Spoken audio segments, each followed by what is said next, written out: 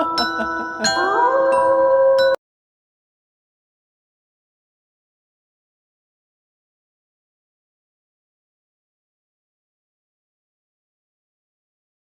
तुम्हारे साथ ऐसा हुआ है कि नींद खुलने के बाद भी सपना चलता रहा हो, जहां तुम समझते हो सब खत्म हो गया, लेकिन असल डर तो बस शुरू हुआ हो? रात के 3:30 बजे थे।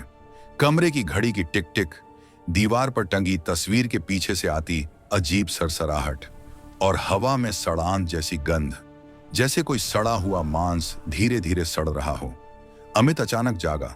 उसका गला सूखा हुआ था, माथे पर पसीना, और दिल ऐसे धड़क रहा था जैसे किसी ने सीने में लोहे का हथौड़ा ठोक दिया हो। उसने करवट बदली और तभी देखा पलंग के ठीक बगल में कोई बैठा हुआ था। लंबे बाल, झुकी हुई गर्दन और हाथों से टपकता कुछ गाढ़ा लाल तरल। अमित ने सोचा शायद सपना है, लेकिन फिर उसने सुना वो आवाज जो किसी इंसान की नहीं थी। तू जाग गया, अब खत्म नहीं होगा ये सपना। कमरे की दीवारों पर हल्की हलचल हुई, ट्यूबलाइट झिलमिलाई, और जो सामने था वो अब पूरी तरह खड़ा था। चेहरा बिना आंखों का, गर्दन पर सिलाई के निशान और होंठों से रिसता हुआ खून। दोस्तों, ये कहानी सिर्फ डर नहीं, वो हकीकत है जो कुछ लोगों ने सच में देखी है। तो अगर हिम्मत है तो वीडियो को अंत तक सुनना, क्योंकि जो तुम सुनने वाले हो वो तुम्हारे सपनों में नहीं, तुम्हारी नींद में उतर जाएगा। और हाँ, अगर अब तक अंतरिक ज्ञान को सब्सक्राइब नहीं किया तो अभी करो, क्योंकि आगे जो होने वाला है वो तुम्हारे दिल की धड़कनें रोक सकता है। रात सन्नाटे से भरी हुई थी, वो सन्नाटा जो आवाज से नहीं, किसी अनदेखी उपस्थिति से बनता है। घड़ी की सुइयां धीरे धीरे सरक रही थी, लेकिन हर टिक टिक किसी धमाके जैसी लग रही थी। बाहर की हवा बर्फ जैसी ठंडी थी और उस हवा के साथ किसी अजीब सी गंध कमरे में घुस रही थी, सड़ी हुई देह, गीली मिट्टी और पुराने खून की। अमित ने करवट ली। उसकी आंखें अचानक खुली, जैसे किसी ने उसे जबरन नींद से खींचकर जगाया हो। कमरा धुंधला था, ट्यूबलाइट की रोशनी झिलमिला रही थी। उसने अपने सीने पर हाथ रखा। धड़कनें ऐसे भाग रही थीं जैसे कोई अंदर से बाहर निकलना चाहती हो। धीरे धीरे उसने सिर घुमाया। खिड़की के पास की परछाई हल्की हल्की हिल रही थी। पहले उसने सोचा हवा होगी, लेकिन खिड़की बंद थी। फिर भी पर्दा कांप रहा था, जैसे किसी ने भीतर से उसे छू लिया हो। अमित की सांसें तेज हुईं। उसने कंबल को थोड़ा नीचे खींचा और आधे शरीर को उठाकर देखा। पर्दे के नीचे किसी के पांव नजर आए, नंगे, ठंडे, और उनमें से खून की एक बूंद टपकी। वो बूंद सीधी फर्श पर गिरी और धीरे धीरे फैलने लगी, जैसे कोई जिंदा चीज हो। अमित का दिल अब कानों में बज रहा था। उसने धीरे से मोबाइल उठाया, स्क्रीन जलाई। 3:07 सुबह। स्क्रीन पर उसका चेहरा दिखा, लेकिन पीछे कुछ और भी दिखा। एक चेहरा, धुंधला पर मुस्कुराता हुआ। वो अचानक हिलने लगा और स्क्रीन झिलमिलाई। मोबाइल गिरा। अमित के हाथ कांपने लगे। वो खिड़की की ओर बढ़ा। हर कदम की आवाज उस सन्नाटे को चीर रही थी। उसने पर्दे को झटके से हटाया। बाहर कुछ नहीं था, बस घनी धुंध जिसमें दूर कोई आकृति झूल रही थी, जैसे किसी का सिर पेड़ से लटक रहा हो। अमित ने पलकें झपकी और वो आकृति गायब। उसने राहत की सांस ली, लेकिन तभी खिड़की के शीशे पर किसी ने भीतर से खून से लकीर खींच दी। धीरे धीरे एक हाथ का निशान बन गया, ताजा लाल खून कांच पर टपकता हुआ। अमित पीछे हट गया। उसका पैर किसी चीज से टकराया। थप। वो झुका, मोबाइल की फ्लैशलाइट ऑन की और देखा फर्श पर एक कटी हुई उंगली पड़ी थी। उसके नाखून पर वही नीली नेल पॉलिश जो उसकी मरी हुई मां लगाया करती थी। अमित की आंखें फटी रह गईं। उसने कांपते हुए हाथ से उंगली हटाई और तभी पीछे बिस्तर से एक आवाज आई, मत छू उसे। वो पलट कर देखता है, बिस्तर पर कोई लेटा हुआ है। धीरे धीरे उस चेहरे पर रोशनी पड़ी। वो उसका ही चेहरा था। वो खुद बंद आंखों के साथ लेटा हुआ और होंठों पर वही शब्द दोहराता हुआ, मत छू उसे, मत छू। अमित के होश उड़ गए। वो पीछे भागा, दीवार से टकराया, दरवाजे तक पहुंचा, लेकिन दरवाजा बंद था बाहर से। उसने जोर लगाया पर ताला हिला तक नहीं। फिर कमरे की ट्यूबलाइट फटी एक तीखी चीख जैसी आवाज के साथ रोशनी बुझी। अब सब कुछ अंधेरा था, बस खिड़की के पार धुंध में वो चेहरा जो अब धीरे धीरे मुस्कुरा रहा था, और उस मुस्कान में चमक रहे थे टूटे हुए दांत और लहू से भरे होंठ। सुबह नहीं हुई थी, कमरा अब भी उसी गंध से भरा था, गीले खून और सड़े मांस की गंध। अमित बिस्तर के कोने में सिकुड़ा बैठा था, उसके कांपते हाथों पर सूखा खून चिपका हुआ था। वो अब यकीन नहीं कर पा रहा था कि वो जाग रहा है या अब भी किसी डरावने सपने में है। धीरे धीरे उसने गर्दन उठाई। कमरे की दीवार पर टंगा आईना अजीब सा दिख रहा था, धुंधला, पर उस पर कोई हिलती हुई परछाई थी, जैसे कोई और उस पार हो। अमित ने पलकें झपकीं, पर परछाई वहीं रही। वो उठा, कांपते पैरों से धीरे धीरे आईने के करीब गया। उसकी सांसें इतनी भारी थीं कि हर सांस की आवाज आईने से टकराकर लौट रही थी। वो करीब पहुंचा और देखा, आईने में उसका प्रतिबिंब नहीं था, बल्कि किसी और का था। चेहरा वही, लेकिन आंखें काली जैसे दो गहरी खाइयां, और होंठ फटे हुए जिनसे खून की एक पतली रेखा धीरे धीरे नीचे बह रही थी। अमित ने डर से पीछे हटना चाहा, लेकिन तभी आईने के अंदर की आकृति मुस्कुराई और उसके होंठ हिले। तू बाहर नहीं निकल सकता। अमित का दिल जोर से धड़का। उसने चीखने की कोशिश की, पर गला सूख चुका था। आईने के भीतर की छाया अब धीरे धीरे हिल रही थी। वो उसकी हर हरकत की नकल नहीं कर रही थी, बल्कि अपने हिसाब से चल रही थी। फिर अचानक उस छाया ने अपना हाथ आगे बढ़ाया। आईने की सतह हिली जैसे पानी हो, और अगली ही पल वो हाथ आईने के बाहर आ गया, काला, सूखा, खून से सना हुआ। उसकी उंगलियां लंबी और ठंडी थीं, जैसे किसी मुर्दे की। अमित जम गया। वो हाथ उसकी गर्दन की ओर बढ़ा, धीरे धीरे, और जब वो उसकी त्वचा को छूने ही वाला था, अमित ने अपनी सारी ताकत लगाकर पीछे छलांग मारी। आईना जोर से कांपा, फिर अचानक दीवार से गिरकर फर्श पर टूट गया। टूटे हुए शीशों में अब दर्जनों चेहरे दिख रहे थे, हर टुकड़े में उसका अलग चेहरा। कहीं वो हंस रहा था, कहीं चीख रहा था, कहीं उसकी आंखें फटी हुई थीं। एक शीशे के टुकड़े में उसने देखा, वो खुद वहां नहीं था, वो टुकड़ा खाली था, लेकिन अचानक उसी टुकड़े में उसकी गर्दन पर खून की धार बहती दिखी। उसने गर्दन छुई, उंगलियां लाल थीं। अमित ने डर के मारे दीवार से टिककर खुद को संभालने की कोशिश की, लेकिन फिर उसने महसूस किया पीछे कोई सांस ले रहा था, गरम, गंदी, सड़ी हुई सांस। धीरे धीरे उसने सिर घुमाया। वो खड़ा था। आईने से निकला वही चेहरा, वही सड़ा हुआ जिस्म, जिसकी आंखें अब सीधे अमित की आंखों में घुस रही थीं। मैं कहा था ना, सपना खत्म नहीं हुआ। उसकी हंसी में जैसे 100 मरने वालों की कराहें थीं। अमित पीछे हटता गया, लेकिन दीवार अब ठंडी नहीं, धड़क रही थी। दीवार से हाथ निकले, गीले, खून में सने, और उन्होंने उसे पकड़ लिया। वो जितना छूटने की कोशिश करता, वो हाथ उतना कसते जाते। फर्श पर खून की रेखा फैलने लगी और अमित का पैर फिसल गया।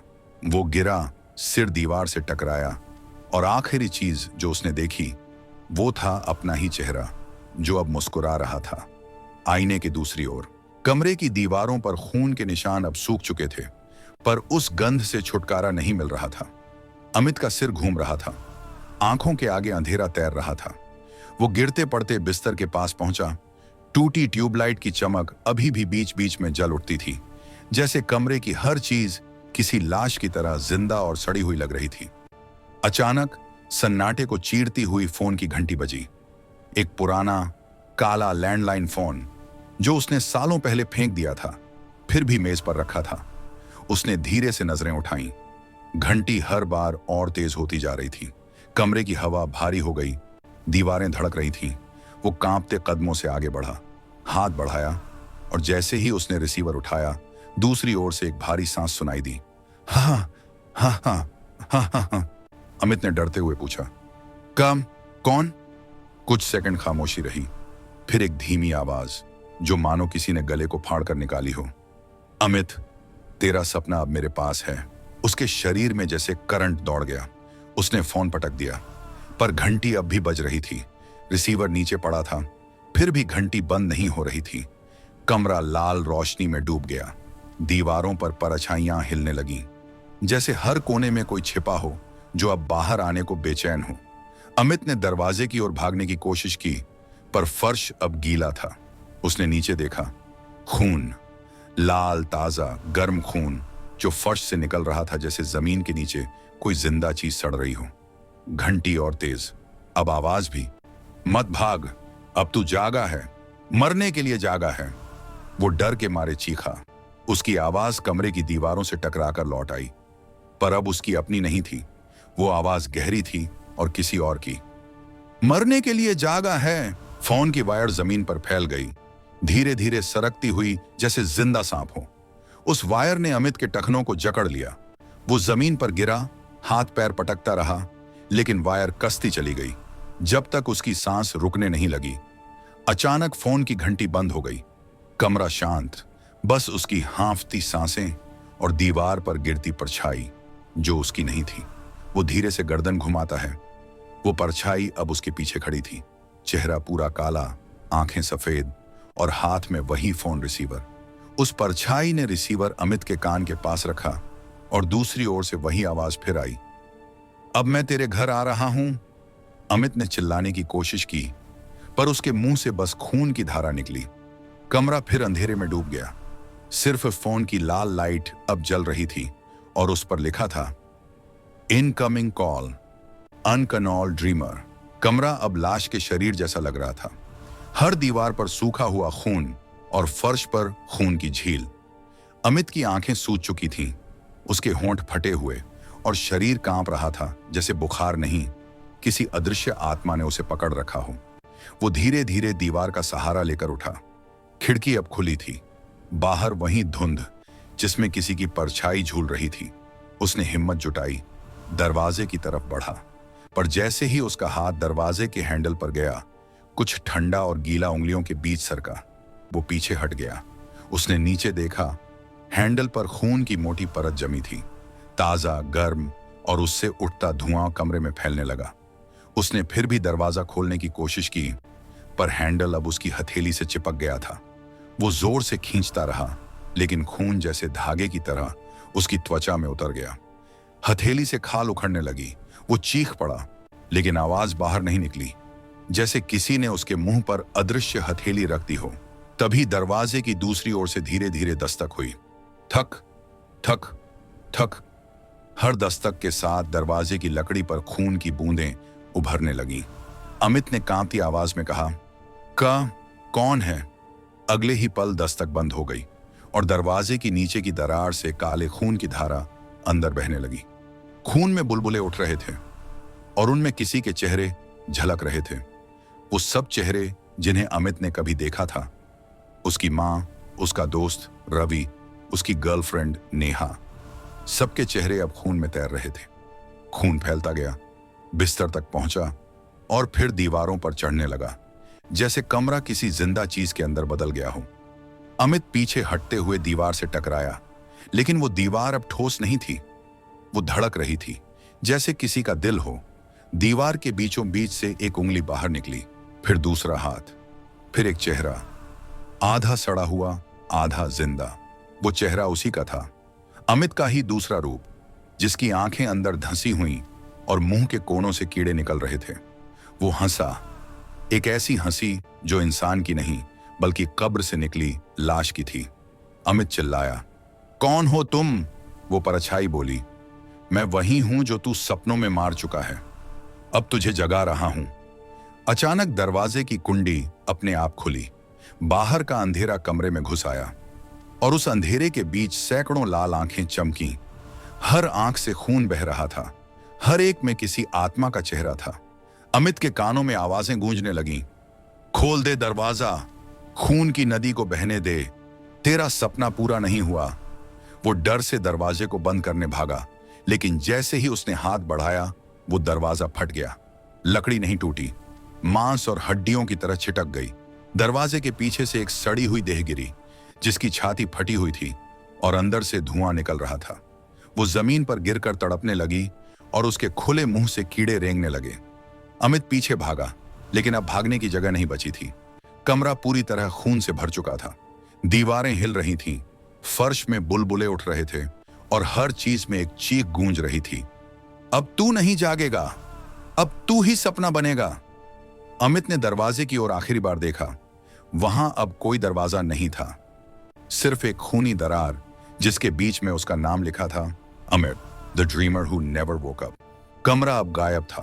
वो जगह किसी दुस्वप्न से बनी लग रही थी। आसमान काला नहीं, लाल था। हवा नहीं चल रही थी, लेकिन चारों ओर से किसी की सांसों की आवाजें आ रही थीं। जमीन गीली थी और हर कदम पर खून की छींटें उड़ रही थीं। अमित अब किसी अनजान जगह पर था। उसने चारों ओर देखा। हर दिशा में टूटी हुई दीवारें, उल्टे पेड़ और उन पेड़ों पर लटकी हुई लाशें जो धीरे धीरे झूल रही थीं। उनकी आंखें खुली थीं, लेकिन शरीर सूख चुका था। हर चेहरा मानो किसी की याद से जुड़ा था, और उनमें से एक चेहरा उसकी माँ का था। वो आगे बढ़ा, कांपते हुए, माँ, लेकिन उसकी आवाज गूंज बनकर लौट आई, माँ, माँ, माँ। तभी उन लाशों में से एक ने सिर घुमाया। अमित की आंखें फटी रह गईं। वो उसकी माँ थी, लेकिन उसकी आंखें सफेद, चेहरा सड़ा हुआ, उसके होंठ फटे हुए और उनसे खून टपक रहा था। वो धीरे धीरे बोली, तू क्यों जागा? हमने तो तुझे सुला दिया था। अमित पीछे हट गया, पर उसके पैर कीचड़ में धंस गए। वो कीचड़ नहीं था, वो खून था, गाढ़ा, गरम, और उसमें किसी की उंगलियां हिल रही थीं, जैसे किसी ने नीचे से उसकी टांग पकड़ ली हो। वो चीखा, उछलकर बाहर निकलने की कोशिश की, लेकिन कीचड़ अब उसके घुटनों तक पहुंच चुका था। वो खींच रहा था नीचे की ओर। हर तरफ से फुसफुसाहटें, खींच लो उसे, उसे भी सुला दो, अब वो भी अपना है। अमित ने ऊपर देखा। आसमान में अब चेहरों का समंदर था। हर चेहरा मुस्कुरा रहा था। कहीं हड्डियों की चरमराहट, कहीं किसी के हंसने की आवाज, और बीच में वो खुद अपनी ही आंखों से खुद को देख रहा था। अचानक दूर उसे एक खिड़की नजर आई, वही खिड़की जो उसके कमरे में थी। वो भागा। उसका शरीर आधा खून में डूबा हुआ था, लेकिन वो उस खिड़की तक पहुंचा और देखा, उस खिड़की के पार उसका ही कमरा था। उस कमरे में कोई बैठा था, वो खुद, जिंदा, कांपता हुआ, अपने बिस्तर पर। वो देख रहा था और अमित उसे देख रहा था। दोनों की आंखें मिली और तभी खिड़की पर दरार पड़ी। कांच की दरार से खून रिसने लगा। अमित ने खिड़की पर हाथ रखा, दूसरी ओर बैठे अमित ने भी। दोनों के बीच कांच पिघलने लगा। धीरे धीरे वो हाथ कांच के आर पार चला गया, लेकिन जैसे ही उसने खुद को छुआ, कांच के पीछे वाले अमित की आंखें काली हो गईं। वो हंसने लगा, अब तू जाग नहीं सकता, अब मैं तेरी जगह हूं। कांच फटा और दोनों एक साथ चीख उठे। आवाज इतनी तेज थी कि आसमान तक कांप उठा। जब सब शांत हुआ तो वहां कोई नहीं था, सिर्फ टूटी खिड़की जिससे लगातार खून बह रहा था, और दीवार पर लिखा था, दो अमित नहीं रह सकते। खिड़की के बाहर की वो अजीब दुनिया अब धीरे धीरे मिटने लगी थी। धुंध गाढ़ी हो रही थी और उसमें से बार बार वही आवाज गूंज रही थी, जागने की सजा मौत है। अमित अब अपने कमरे में था, या शायद वो सोच रहा था कि वो अपने कमरे में है। दीवारों पर वही दाग, फर्श पर वही सूखा खून, और बिस्तर पर वही टूटा हुआ आईना जिसके हर टुकड़े में उसका अलग चेहरा झिलमिला रहा था। उसने कांपते हाथों से माथा छुआ। त्वचा ठंडी थी, लेकिन उंगलियों पर लाल रंग लगा था। वो खून नहीं, सपनों का निशान था। वो हकीकत और डर के बीच फंस चुका था, जहां हर सांस उसे मौत की तरफ खींच रही थी। धीरे धीरे कमरे के कोने से कदमों की आवाजें आने लगी, टक टक टक। हर कदम के साथ फर्श पर लाल निशान बनते जा रहे थे। वो आकृति धीरे धीरे नजदीक आई, और जब रोशनी पड़ी, अमित की आंखें फटी रह गईं। वो वही था, दूसरा अमित, वही चेहरा, वही कपड़े, पर आंखें काली, त्वचा राख जैसी, और होंठों से टपकता गाढ़ा खून। तू बहुत देर से जागा है, अब मेरी बारी है सोने की। अमित पीछे हटने लगा, पर पीछे अब दीवार नहीं, अंधेरा था। ऐसा अंधेरा जो जिंदा था। वो उसके पीछे से हाथ निकालकर उसकी गर्दन पकड़ता है। ठंडी उंगलियां उसकी त्वचा में धंस जाती हैं। वो चिल्लाने की कोशिश करता है, पर उसकी आवाज गले में फंस जाती है। दूसरा अमित आगे बढ़ता है और उसके चेहरे को छूता है। उसके छूते ही त्वचा जलने लगती है। तू अब सपना नहीं देख रहा, तू अब सपना बन गया है। और उसी पल कमरे की दीवारें सड़ने लगीं। छत से कीड़े बरसने लगे। हर कीड़ा किसी इंसान की आंख या होंठ जैसा लग रहा था। फर्श पर बने खून के निशान अब चमकने लगे, जैसे किसी ने वहां कोई तंत्र लिखा हो। अमित ने आखिरी बार अपने सामने खड़े अपने दूसरे रूप को देखा। वो हंस रहा था। धीरे धीरे उसने अपनी उंगली से अमित की आंखें बंद की और फुसफुसाया, अब तू हमेशा के लिए सो गया। कमरा फिर अंधेरे में डूब गया। कुछ देर बाद सन्नाटा, फिर अचानक अलार्म की आवाज। 3:07 सुबह। एक और सुबह शुरू हुई। सूरज की हल्की रोशनी खिड़की से अंदर आई। बिस्तर पर अमित लेटा था, चेहरा शांत, आंखें बंद। लेकिन जैसे ही कैमरा धीरे धीरे उसके चेहरे के पास आया, उसकी आंखें खुल गईं, काली, गहरी और खून से भरी। वो मुस्कुराया, अब तुम्हारी बारी है जागने की। कहानी खत्म नहीं हुई, क्योंकि हर वो शख्स जो ये कहानी सुनता है, अगली रात 3:07 पर अचानक जाग जाता है और खिड़की पर उसे अपना ही चेहरा दिखता है।